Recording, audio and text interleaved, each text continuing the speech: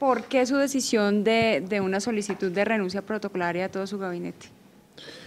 Pues porque ya terminó una fase, la elaboración del plan de desarrollo, porque sigue una segunda fase, la ejecución, porque todo administrador público debe examinar su equipo de cara a la experiencia que ya pasó y de cara a los nuevos retos que vienen, y porque ese criterio de selección, nadie queda amarrado a su silla, todos dependen finalmente de la voluntad ciudadana que se expresó el 30 de octubre, el plan de gobierno, pues debe pasar por unos filtros, y esos filtros tienen que ver con capacidad de riesgo para lo que viene, porque el riesgo aumenta desde el punto de vista de la persona, del funcionario, para aplicar precisamente el plan de desarrollo. En segundo lugar, la capacidad de ejecución, porque se trata de volverlo una realidad 100%, y en tercer lugar, la capacidad de gestión del plan aprobado por el gobierno distrital, por el Consejo, y que finalmente es el programa de gobierno aprobado por el pueblo. O sea que no todos los integrantes de su gabinete tienen esos tres factores. Esos tres factores ahora son imprescindibles y juntos, y las personas todas somos diferentes, no siempre tenemos esos factores, eso no es un pecado, no es un problema. Espero que aquí nadie sea destituido por un acto de corrupción. Quizás vengan ese tipo de acciones, pero porque cumplimos el plan de desarrollo, porque cambiamos a Bogotá. Y en esa medida, pues hay que estar listos, y eso implica capacidad de riesgo, eso implica capacidad de ejecución, y eso implica mucha lealtad con el programa de gobierno. ¿Va a haber muchos cambios? No, pocos. ¿Pocos se mantienen? ¿Cuántos? Ya veremos, ya veremos. Alcalde, igual fue valioso, ha sido valioso, digamos, el acompañamiento que han hecho todos sus secretarios en este comienzo, en ese arranque de administración. Ellos, si bien la mayoría vienen de la academia, ha sido importante ese aporte que le han hecho a su gestión durante estos primeros 5 o 6 meses. Sí, en realidad no tengo queja de ninguno. Nadie ha podido levantar un solo señalamiento de corrupción, de quebrantamientos éticos, y en esa medida el gabinete ha pasado la prueba. Ha sido objeto de críticas, incluso hasta de grosería, pero este momento es otra fase, y esta fase es ejecutar un plan ambicioso que en muchos de los programas desata intereses creados económicos en contra, y por eso aumenta el riesgo del funcionario, y en esa medida hay que tener una dote que un funcionario no per se tiene que tener, pero que para mí es imprescindible: capacidad de riesgo. Si son pocos los cambios que vienen, ¿por qué pedirle la renuncia a los 12 y generar como ese remesón y en cuanto a los medios, como esa polémica? La polémica siempre se dará, ya estamos acostumbrados a ello, y así es la democracia. Cada acto, cualquiera que sea, desata una polémica, y está bien. Pero busco dos objetivos. Uno, tener libertad. Con una o dos renuncias no se soluciona, digamos, lo que yo quiero. Quiero tener libertad para rehacer los equipos. Y en segundo lugar, es un mensaje. Ningún funcionario queda amarrado burocráticamente. Este tipo de administraciones en todo el país, en Bogotá también, tienen un carácter de llevar a la inercia al funcionario. El mensaje que un aparato burocrático entrega siempre es: no haga, no cambie, quédese quieto, pásela bien, ganes el sueldo sin trabajar, y nosotros no estamos para eso. Nosotros estamos para hacer una ruptura democrática, para hacer transformaciones a profundidad, por el bienestar incluso de las capas más excluidas de la sociedad bogotana, por el bienestar de Bogotá. Esos cambios no nos permiten quedarnos quietos, no nos permiten quedar en la inercia burocrática, no nos permite ser burócratas. Y entonces, a diferencia de otros gobiernos con otros estilos, aquí no queremos que un funcionario llegue y piense que su puesto es propiedad privada, que no es cambiable, que no está ad referéndum de la legitimidad popular permanentemente. Alcalde, pero otros ven eso no como burocracia, sino como inestabilidad. ¿Usted en algún momento, cuando eligió a su gabinete, pensó en que los iba a cambiar una vez le aprobaran el plan de desarrollo? ¿Cree que se equivocó al nombrarlos porque ahora algunos de ellos no van a poder ejecutarlo?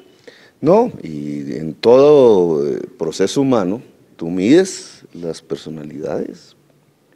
No es una hoja de vida lo que te lo indica, la hoja de vida es muy importante, pero no te indica cómo se comporta el ser humano bajo presiones a veces hasta indebidas. Y este es un gobierno bajo presión y tiene que manejarse como un Fórmula 1, alta velocidad bajo presión. Y entonces no todas las personalidades permiten manejar un Fórmula 1 y nosotros aquí tenemos que manejar un Fórmula 1, pero además con una presión inmensa en contra, con vientos huracanados en contra intentando detenerlos. Entonces, yo estoy muy contento con el gabinete que hicimos, pero lo hemos calibrado de cara a esa situación, en la práctica misma. ¿Cuántos se le miden al tener el huracán en contra, pero a poder manejar con éxito el Fórmula 1? Ese es el tipo de funcionario que en este momento necesitamos en el más alto nivel. Obviamente no estamos haciendo esta exigencia para todo el cuerpo administrativo, pero en el más alto nivel necesitamos este tipo de capacidad personal. Y es lo que yo quiero aceitar un poquito para que podamos manejar el Fórmula 1 contra los vientos huracanados que se nos vienen.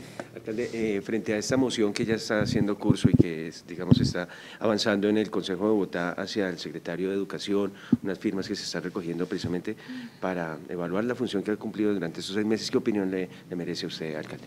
Pues es un mensaje de ruptura que nosotros no queremos.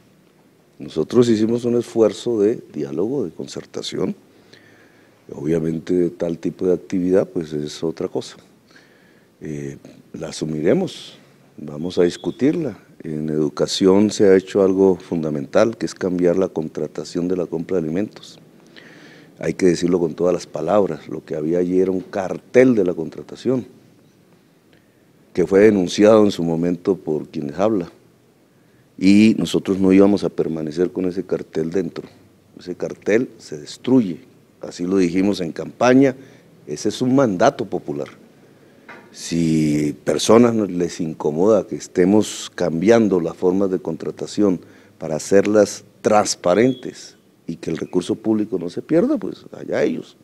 Nosotros vamos por lo que vamos. Bueno, alcalde, le cambio el tema, reducción del pico y placa de lunes a viernes ya pasa de 112 horas a 80 horas al mes. Sí, ese es el objetivo, 28% de reducción. En términos de horas, efectivamente, en un mes, si las medimos, hoy se restringe el uso del vehículo particular en 112 horas. La restricción va a disminuir, ya comentaremos exactamente cómo, horas, zonas, pero se reduce de 112 a 80 horas. Es un desmonte del pico y placa con un objetivo, pues no solamente aceptar que el mecanismo ya hace agua, sirvió, no fue una mala idea, pero era una idea de corto plazo que se nos volvió permanente, incentivó la compra de más carros, dañando, digamos, en mucho la movilidad, y este es el momento de darle unos cambios, también de corto plazo. Vamos a, digamos, está como una fórmula piloto. La verdadera medida de descongestión es un cambio del comportamiento del conductor, que debe dejar de ser un conductor solitario, con moverse con la ciudad y acompañarse, no ser conductor solitario. Eso es lo que más ayudaría. Vamos con el gobierno nacional, que creó la figura en la ley del plan de desarrollo, a instaurar las zonas y los pagos de congestión. Eso es de mediano plazo, no lo podemos hacer ahora, está en un proceso de reglamentación con el gobierno nacional y de estudio en el distrito. En el corto plazo, lo que haremos es disminuir el pico y placa de 112 horas hoy, vigente a 80 horas. Miraremos su efecto. Nuestra intención es que se use al máximo la infraestructura vial que tenemos, la actualmente existente, de una manera más racional. Hoy lo que está sucediendo es que en las horas llamadas pico, pues prácticamente no nos movemos, y en las horas valle, mucha de la infraestructura vial está desocupada, y hasta que se vuelve a congestionar en la siguiente hora pico. Entonces, eso es irracional. Podríamos perfectamente tener menos carros cuando estamos más congestionados y más carros cuando estamos liberados en la estructura y nos moveríamos mejor. El cálculo que hemos hecho en el modelo matemático que tiene la administración es que nos vamos a mover un 17% mejor. No todo modelo matemático es la realidad, por eso lo vamos a aplicar y vamos a medirlo. Si no conseguimos este objetivo, pues habrá nuevos cambios, pero este es, digamos, la filosofía central de lo que será el decreto de cambio del pico y placa. ¿Lo va a dividir, alcalde, o va a ser jornada así plena como es ahorita de 6 de la mañana a 8 de la noche? Bueno, va a haber un cambio, ya no vamos a restringir 112 horas mensuales, vamos a restringir 80. Pero se lo Incluso, va a dividir en la mañana y en la tarde, o sea, que uno pueda sacar el carro al medio. Ya, con calma, cuando saquemos el decreto ya lo explicamos bien. Ahora estamos hablando de su generalidad. Incluso tenemos esperanza en que mejore el sábado, el famoso sábado, y básicamente porque al poderse utilizar más el carro en las horas entre semana, muchas de las diligencias que la gente no puede hacer y que haces el sábado y entonces congestiona aún más, pudieran hacerse entre semana y esperamos que eso ayude a que el sábado también tenga un mejoramiento en la movilidad. ¿Y a partir de cuándo sería, alcalde? ¿A partir del 1 de julio? Apenas el decreto diga, publíquese y cúmplase. El decreto está a horas de ser dado a la publicidad. ¿Y va a haber rotación de placas? Ya veremos en el decreto, ya veremos en el decreto. Alcalde, adelántenos aquí. No, es mejor así. En el pico y placa ya hay una cultura bogotana, no tenemos la misma dificultad que hoy sí tenemos con el SITP, que es nuevo, que empieza y que también vamos a expedir el primer decreto de cambio tarifario de cara al SITP. Entonces, en el SITP tenemos problemas mayores. Hay que dar una sensibilización mayor, un conocimiento mayor por zonas. Va a arrancar en la avenida 26, en la carrera 10ª, y en las localidades de Fontibón, Engativá y San Cristóbal. Es el primer arranque.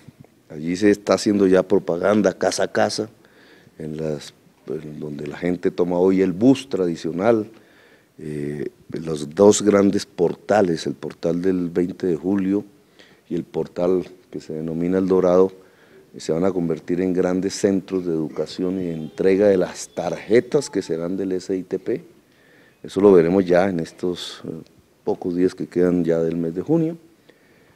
Arrancamos, el SITP es mucho más complejo que el pico y placa. El pico y placa, pues hay una cultura y hay unas costumbres, vamos a cambiar algo del comportamiento, lo vamos a medir, esperamos que la gente se pueda mover mejor en su carro, esperamos que la gente deje de ser conductora solitaria de su carro, conmoverse con la ciudad, que es dejarse acompañar de otro u otra conductora, política del amor, pero el tema del SITP sí indudablemente es mucho más complejo para la sociedad bogotana. Alcalde, la Corte Suprema archivó la investigación en su contra por la acusación del expresidente Álvaro Uribe. Denuncia falsa. Bueno, ya es una página que yo tengo que pasar, pero en aquel entonces la seriedad del trabajo investigativo sobre el paramilitarismo fue puesta en cuestión por el mismísimo presidente de la República del entonces, en forma pública, aduciendo que la investigación se construía con testimonios falsos que yo pagaba. Y hizo unos nombres allí que ustedes publicaron. Pues la investigación a profundidad de ese tema ha determinado que el presidente de ese entonces mintió. Alcalde, también allí en la Corte, pues usted está a la espera de este pronunciamiento que tiene que hacer, o que le sugirió a la Corte hiciera frente al tema de los recursos que se destinaron hace algunos años para pagar esta demanda de Comcel y que pues ya el Consejo Andino falló falló a favor de Bogotá. ¿Qué ha sabido acerca de este proceso? Mira, yo pienso que no se conocían muy bien las normas del tratado internacional, de su importancia y de las consecuencias de ese tratado. Pienso que no se conocía bien. Nuestro problema no es con el Consejo de Estado, nosotros respetamos todas las instancias judiciales La administración de Bogotá, incluso en el Consejo de Estado, está en unos procesos absolutamente cruciales, como que allí está en segunda instancia el proceso de renegociación de los contratos con los operadores privados de Transmilenio. Pero indudablemente hay 200.000 millones de pesos que entraron a las arcas de Comcel a través de unas sentencias que hoy son nulas y que cada día que pasa sin que Comcel devuelva esa plata los está reteniendo ilícitamente. Y ese es patrimonio de todos los bogotanos. Con ese dinero hoy podríamos llevar la fibra óptica a hospitales, a escuelas, a 1 millón de estudiantes para mejorar sus niveles de estudio, y además se vuelve 400.000 millones, porque son 200.000 millones que le quita a su competidor, ETB, y son 200.000 millones que se gana para tratar de destruir a ETB. Eso es una cantidad de 400.000 millones, que el 76% de esos dineros es del pueblo bogotano y está en las arcas del hombre más rico del mundo. Así que me parece de una enorme injusticia que cada día que pase no se resuelva este asunto. Alcalde, muchas gracias. Bueno.